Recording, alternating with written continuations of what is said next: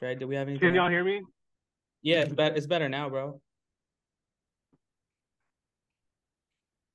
I was asking what percentage of murders do you think are gotten away with?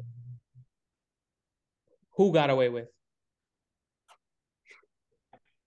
Whoever did it. I would say that not that many these days with technology and everything. No, you can't even commit crime nowadays. That's why I don't understand. I don't understand a lot of this shit. Well, okay. Let me tell you something. Okay, like let's say I'm an NYPD officer, right? I'm an NYPD officer, and I wake up today. I'm so happy. I've been in the force for 12 years, but today I'm really happy. Okay, I wake up, I go to Dunkin' Donuts. Let me get 2 boxes of donuts for the whole crew. That's how happy I am. Why? Why am I happy? Because when I go into work, I'm gonna have the easiest day at work. I open up Instagram, type in like, oh, AK-47. I type in, oh, this guy got one, this guy's got one. Okay, let's click on their social media. Okay, his first name, type in his first name, type in a zip code. Oh, that's where he lives. All right, let's go arrest. He write him up. All right, go arrest this guy. That's how easy my job is as a police officer now. So I love my job now. It used to be hard to do some of these things that I got to do, but now I love it. I love it. I wake up in the morning, I get extra donuts. The birds are singing outside my house because my job is so easy now. All I do is I go into the desk, I go to Instagram, I go to YouTube, and I type in what's that the thing that's illegal, the switch. I just type in Yeah. lyrics switch, right? I look up which rappers rap about switch. I go to their music video. Oh, he's got a switch. He's got a switch. Automatic 10 to 20 years in jail. My job is easy now. Yep. They're doing what the kids are doing, but they're getting paid for it and they're protecting class. Dude, can you imagine how fun it is to be a police officer? You go to Reddit, Chirac Alley. Well, they don't do that in Chicago, but you go to Reddit like New York Crime, you go to all the trap Law Ross. You know how fun that is as a police officer? You have all this content catered to. They made a 25-minute video. I No, say, the police officers are the biggest fans. The oh, of police officers course. know more about drill rappers than any 13-year-old you know. And wouldn't you love your job, bro? Wouldn't you love your job? You get to listen to the new Cardi B remix and arrest the guy she's featuring with. Isn't that one of the best feelings in the world? Yeah, for sure. I'm being sarcastic, bro. Don't get too offended, bro. I'm being So, tongue in cheek. No, I understand, bro. so, so, so why do these crimes if you're not going to get away with it? People kind of be rapping like they get away with it. Right. Well, They, They why don't do they really talk about perpetuate any falsehood? they're they don't hypnotized. really talk about the 10, 20 years on the other side. I haven't really heard anything about that. I just hear about the op getting smoked. Wait. You're saying there's a penalty? There's a price to pay for this stuff? I've never heard about that though in a rap song. Well, if I never heard about it, probably no consequences to it, right? There you go. Answers the question. That's what I would think. Yeah, and if I'm a young, impressionable mind, and we know that biologically the human brain isn't fully formed till 24 years old. Let's say I'm 14 years old. I grew up under the pandemic, so I haven't had any socialization. I grew up with social media, so all I know is the internet, and I've never heard about any consequences. And I know that if you shoot someone, that makes you the coolest dude, and you get pussy. Why would I do something different? You know. And even if you have heard about the consequences, you didn't hear it over a hypnotically mesmerizing beat that you Ooh, the beast is a fire. thousand times. Like, and I love a good bing bong hypnotic beat. Don't get me wrong, but Now and he's and this is how I realized. You know how I realized how hypnotic it is because I would realize when I would wake up in the morning, very first thing. A lot of times, listening to hella trap music, the first words that would bounce around in my head were from a song. It was always that's why they called it a catchy song because it catches. It's like a hook, you know. And I would realize like I realized that a couple years ago, like, and I've always liked that kind of music and shit. But it's like I realized when I was waking up in the morning, I fucking would have this shit bouncing around in my head. And that's when I was first like, okay, like I don't want to be filling my mind up with this shit where I'm repeating as a mantra some shit about how about killing someone that you know and some let's people keep it real. Who we talking about killing? They use the N word. You're talking about killing black guys. That's what right. you mean. If there was a song that said "kill a cracker," like, oh, I'm gonna stomp my head on a cracker, I'm a noogie a cracker, you think that song would be hot? Nah, it's not a hot song. Right. And see that About Mexicans, it wouldn't pop off. It wouldn't pop off if you said about Mexicans. yeah, and the thing that's propped up for white kids to feel hard, right, is like you see these rappers like Max the Demon type shit like that. There's a drill rapper, but that's not even the same category because he's from Washington. That's not even part of the conversation. But like fucking the whole thing is, oh, he's real. You see him in a room like, or what's that dude from Chicago, EBE Bands or whatever. You'll see him in a room full of black people, and everyone's like, nah, he's really about it. He's with it. He earned that name. And I'm like, so what? You're killing black people? Is that what that means? Like you earned your respect in a black gang war? Yo, I've always thought about that. Did you see that white boy that from St. Louis that crashed out? It's that dude. I don't know what his name, like Tommy Boy or something. You know that dude on YouTube that's like, oh, I'm in the most dangerous hood in America, and he's just like some, like. Yeah, no, I did unfortunately see that. Yeah. Yeah, so he went into like St. Louis, which I guess has the highest crime rate, and he like linked up with this gang / crew, and they had their token white boy, and they like make rap and stuff, and people are like, oh man, these people are so talented, like thank you for like putting the spotlight on them so that they can get out of the hood, like. And then it comes out like a week ago or very short time ago that like this guy wound up doming some other white dude in the head, and they just like caught him, and now he's like going through proceedings and probably his whole life is over.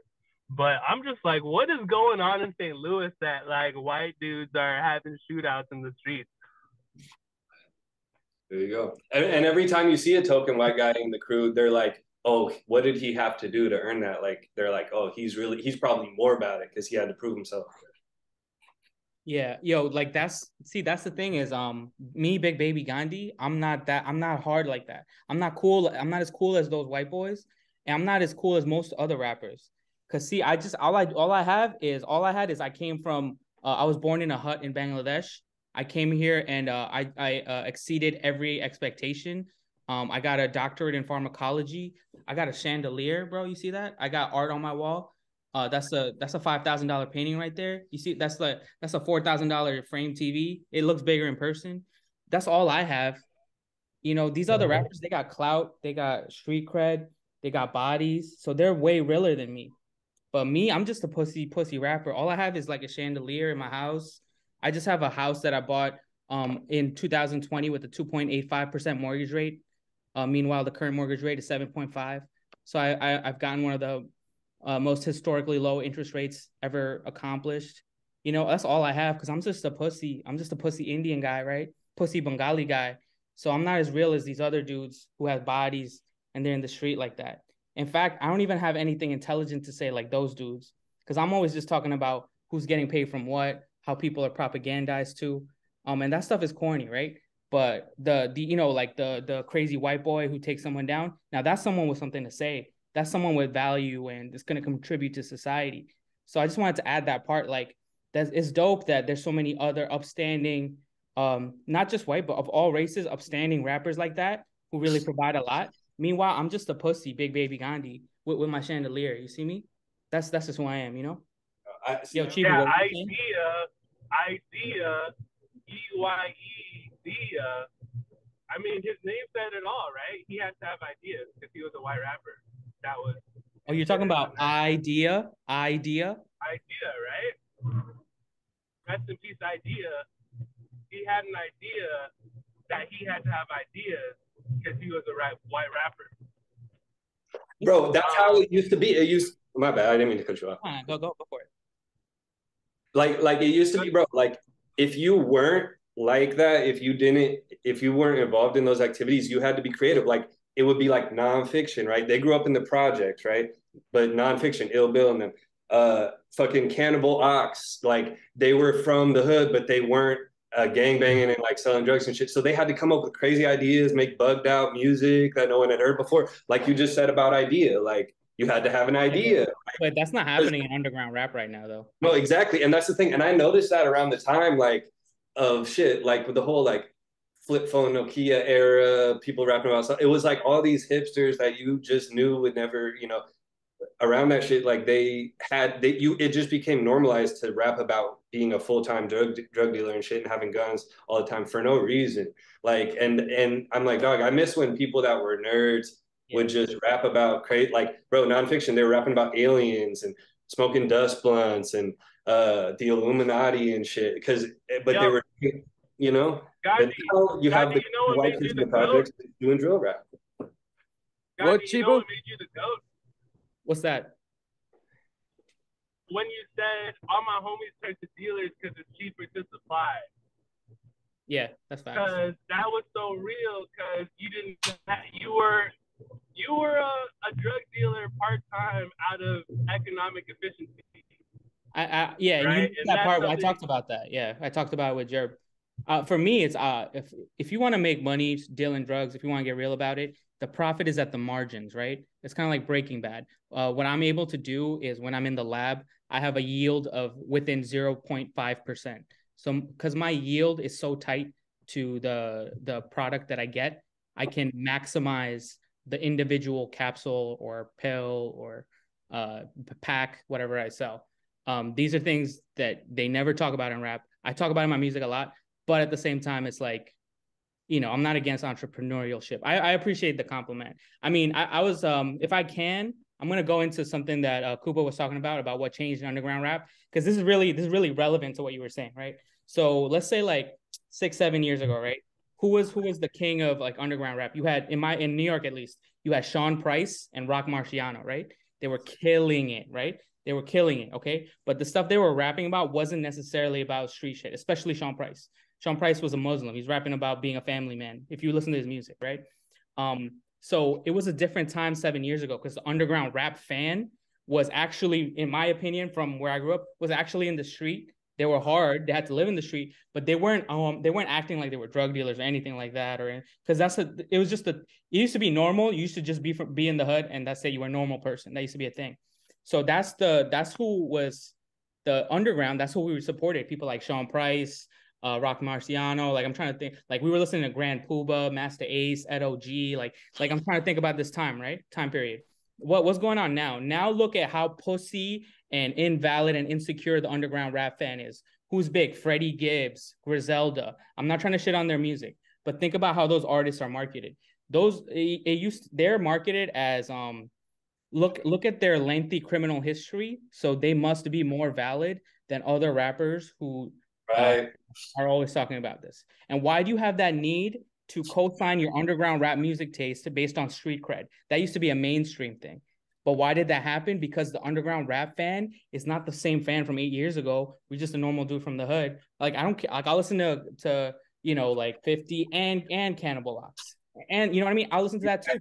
I don't need it to validate my toughness. But the modern underground rap fan is so pussy, so invalid, so shook when I walk past them, when I breathe a breath in their presence that they shiver and shake. They're so pussy that's who's valid to them. Griselda, Freddie Gibbs, all respect to them. For what? Your music's not good, bro. Freddie Gibbs is like a mumble rapper. Straight up, he's a mumble rapper. Like I can't even hear what he's saying. But to them, it's about the marketing. It's the way that it's marketed to them. Oh, this is real underground.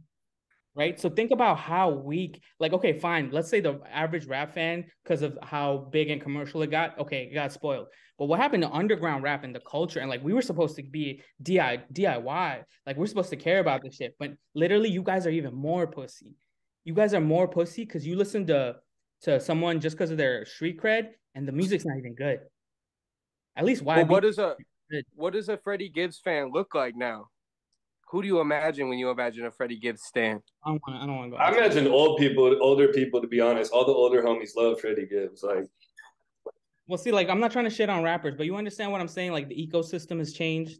Yes. Yeah. No, bro, I've been joking about that the whole time, that people that made Griselda type music that didn't, like, people been making that kind of music that didn't know how to dress the whole time. And then as soon as someone comes out and, like, Fly God right? Dress is fly. And I salute that. I love that shit. I'm saying like salute to them. I'm just saying like, if you're really, but the fans, like you said, they're pussy. They can't identify, they can't recognize that something's dope unless it's been approved to them. So it's like everyone thought it was cringe to like listen to underground hip hop before that. Like, oh, you're not cool. That's played out. And bro, they came out, you know, Fly God, you know, Babe, you know, fucking Chains and shit, and it blew up, and that was the right thing to do. It worked, but they were playing like into that shit. And yeah, I'll say it. I'll say it so no one has to. Underground, over grimy beats, like my bad, like just people that been making that same kind of music that's as good. It's because not about the music. That's why. Yeah, exactly. That's all I'm saying. Yeah, underground has a hipster fan base now, and they know their audience because they go to their shows and they see who's in the crowd. They have a hipster fan base, so they're making the content that hipsters that want to feel special because of the rap music that they listen to. That's the audience they're playing, because those people were mainstream rap fans and they're like, nah, this is too basic.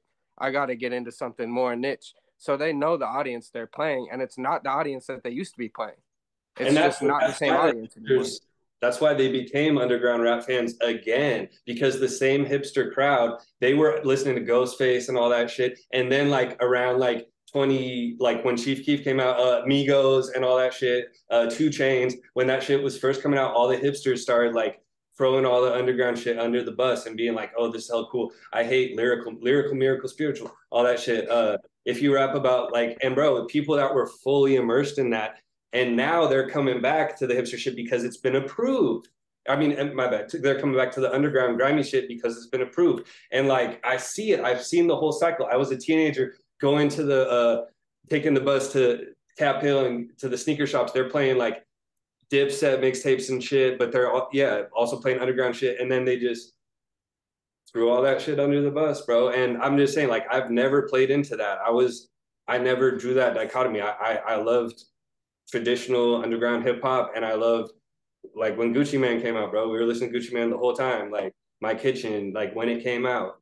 But I didn't see it as a contradiction, and I walked that through this entire thing where I've seen people change costumes so many times, and they're gonna change it again, you know. And it's just